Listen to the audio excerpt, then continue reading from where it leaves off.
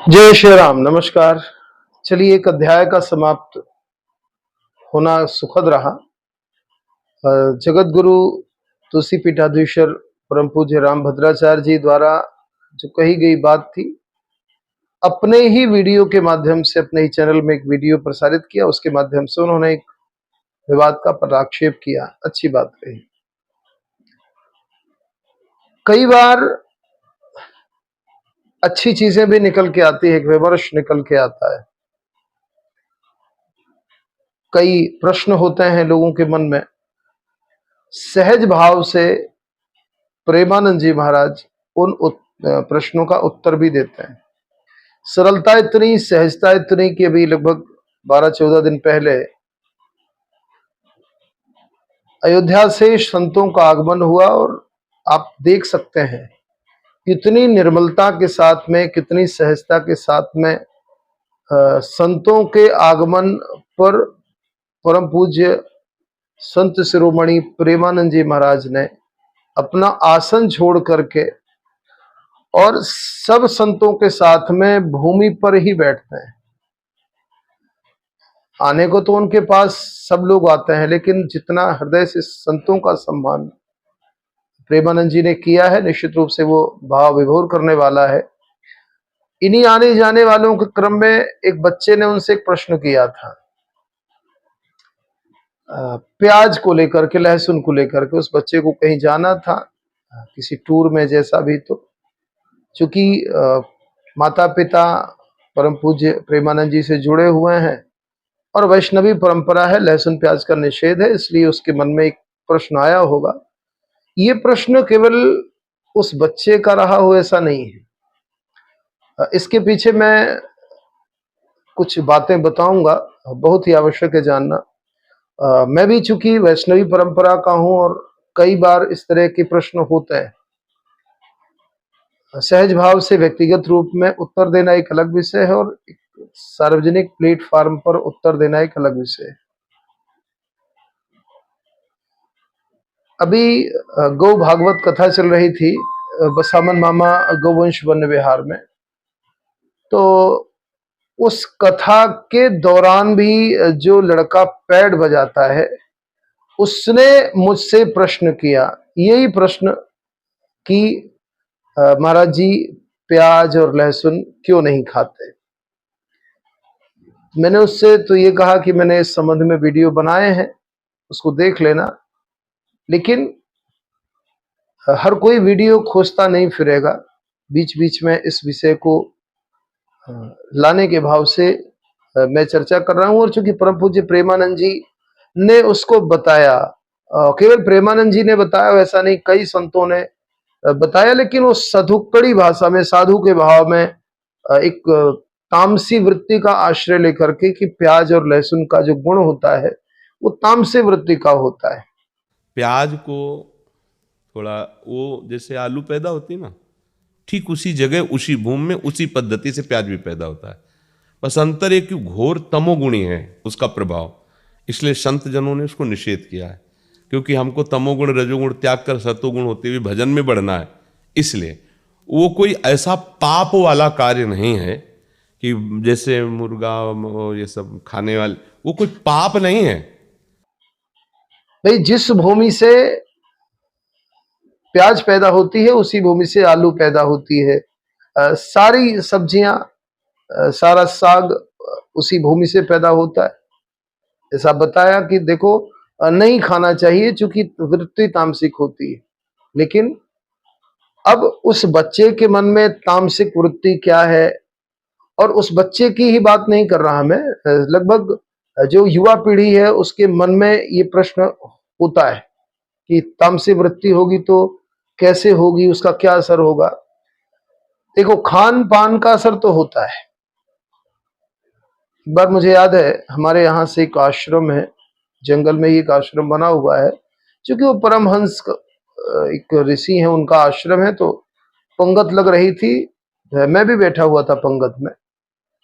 तो मैंने, जब सब्जी आई तो मैंने मना कर दिया।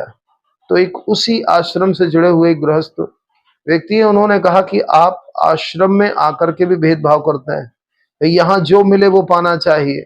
भाई आपके अंदर ये गुण होना चाहिए कि आप अच्छी चीजों को ले सकें और बुरी चीजों को बहिष्कृत कर सकें।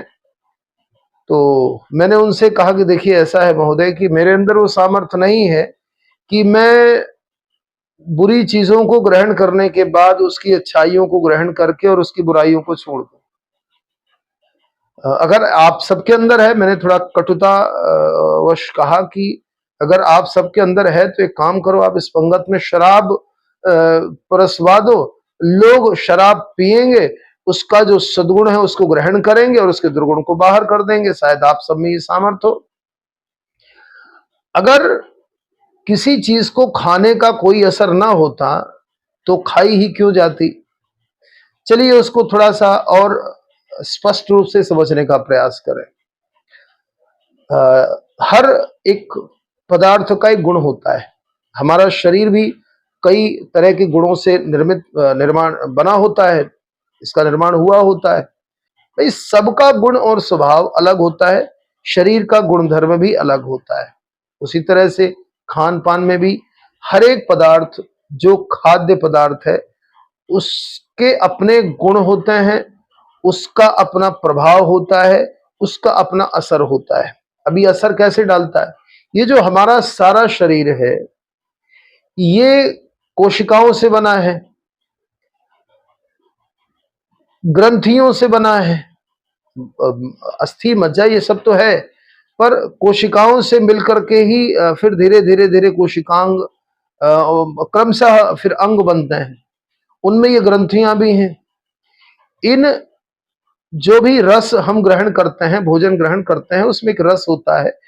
उन रसों के आधार पर इन ग्रंथियों में असर पड़ता है और ये ग्रंथियां फिर संबंधित ग्रंथियों को या उनके गुणों को प्रभावित करती है। जैसे हम लोग कोई टैबलेट खाते हैं, अब सर दर्द की अलग टैबलेट होती है, बुखार की अलग टैबलेट होती है, पेट दर्द की अलग टैबलेट होती है, एलर्जी की अलग टैबलेट होती है, किसी चर्म रोग की अलग टैबलेट होती है। शरीर तो सारा यही है और खाया इसी मुंह में ही जाता है और वो पेट में ही औषधि जाती है, दवा जाती है और अपने गुण के अनुसार वो उसका असर होता है। भाई हाथ में चोट लगती है, खाते हम गोली मुंह से हैं तो असर इस हाथ की पीड़ा में होता है। चोट लगी है तो ये एंटीबायोटिक हम जब लेते हैं तो ये घाव, इस हाथ का घाव भरता है। प्याज, लहसुन, वानस्पतिक अगर जगत की बात करें ये ज्यादा लंबी हो जाएगा। हम लोग चूंकि भक्ति नवनीत चैनल में भी हैं और सर्वसाधारण लोग हैं, तो अभी हम वनस्पति शास्त्र की बात, बॉटनी की बात ना करके सिर्फ ये समझें कि जैसे तामसी वृत्ति को कहा, तो ये जो लहसुन और प्याज है इसके अंदर के जो गुण हैं, जो तत्व पाया जाता है, उन तत्वों का गुण क्या है, वो जाकर के हमारी ग्रंथि होती है, हाइपोथैलेमस ग्लैंड उसको बोलते हैं, उस ग्रंथि को वो उत्तेजित करती है। अब उसका काम क्या है भाई? जैसे आप देखिएगा, कुत्ता, आपने अगर विज्ञान पढ़ा हो तो हम लोग पढ़ा करते थे, जैसे कुत्ता है, अब कई बार आप डर के मारे दौड़ते हैं तो कुत्ता आपके पीछे भागता है। विज्ञान ये कहता है कि डर से आपके अंदर एक हार्मोन का स्त्राव होता है, हार्मोन निकलता है।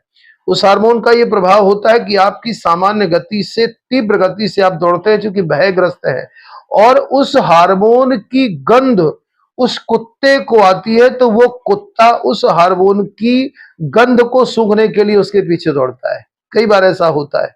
तो उसी तरह से जो लहसुन और प्याज है इनकी वृत्ति जो तामसिक कही गई है, तो हमारी हाइपोथैलेमस ग्लैंड को ये उत्तेजित करती है। उसका प्रभाव क्या होता है कि जो हमारी वृत्ति है, कामुक वृत्ति, वासना की, काम की वृत्ति, अब इसलिए सबको मना नहीं किया गया है। आप किस क्षेत्र में है भाई? एक सामान्य गृहस्थी में है, सामान्य रूप से पूजा पाठ करते हैं, सामान्य जीवन जीते हैं, उस अवस्था में मना नहीं किया है। लेकिन कई बार जब आप दीक्षा लेते हैं, कुछ ऐसे संप्रदायों में दीक्षा लेते हैं जिनका काम है कि वो आपको आध्यात्मिकता में अधिक प्रेरित करते हैं, आध्यात्मिकता के लिए, जाप के लिए बैठना पड़ता है, मन को एकाग्र करना पड़ता है, चित्त को साधना पड़ता है। ऐसी अवस्था में अगर आप ऐसे खाद्य का सेवन करेंगे जो आपकी हाइपोथैलेमस ग्लैंड को उत्तेजित करेगी, उससे आपके मन में विकार होगा, काम भाव या वासनात्मक भाव जागृत होगा। इससे आपकी मनोदशा बिगड़ेगी, मन की वृत्ति बिगड़ेगी।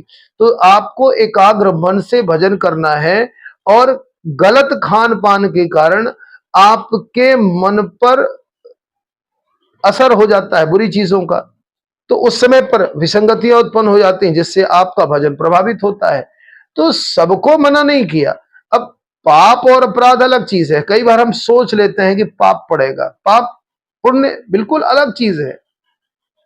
हम किसी को दुख देते हैं, अब उस दुख में भी कई बार ऐसा होता है कि किसी को कोई चोट लगी है, किसी को घाव हो, उस घाव को अब पक गया है, उसको बहाने के लिए आपको उसको कष्ट देना पड़ता है। उस अवस्था में उसको कष्ट तो होता है, लेकिन आपको वहां पर पाप, उसको कष्ट देने का पाप नहीं लगता है, क्योंकि आप उसकी औषधि, उसकी चिकित्सा कर रहे होते हैं। तो वो एक पुण्य होता है। भले इसको कितनी पीड़ा, कितना रोता, कितना बिलखता रहेगा, लेकिन उस अवस्था में आपको पाप नहीं होता है, पुण्य होता है। तो परिभाषाएं अलग अलग हैं। किसी जीव की हत्या करना अपने भोजन के लिए ये ठीक नहीं है, लेकिन कई बार आपद धर्म में ऐसा होता है, शास्त्रों में इसकी छूट है कि अगर आप ही मर रहे हैं और कुछ भी ऐसी अवस्था में नहीं है, तो उस समय पर आपद धर्म के अंतर्गत कई बार इन चीजों को छूट है। लेकिन सामान्य अवस्था में केवल जीव के स्वाद के लिए आपको किसी भी जीव की हत्या करना न केवल अपराध है, कई बार अपराध नहीं है। भाई बकरे को मारना, मुर्गे को मारना जीव हत्या ही ये तो है, लेकिन अपराध की श्रेणी में नहीं आता।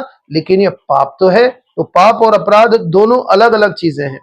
प्याज और लहसुन खाने से किसी को कोई पाप नहीं होता है, कोई अपराध नहीं होता है, लेकिन फिर भी एक मानसिक दशा को सुधारने और मनोदशा को ठीक रखने के लिए संतों में, साधु परंपरा में, वैष्णवों में, भंडारों में, अच्छी जहां तक पूजा पाठ के लिए जब भोजन सामग्री बनती, ऐसे में इसका निषेध किया गया है। तो आशा है कि सामान्य भाव में विषय समझ में आ गया होगा। जय श्री राम, जय गौ माता, जय भारत माता।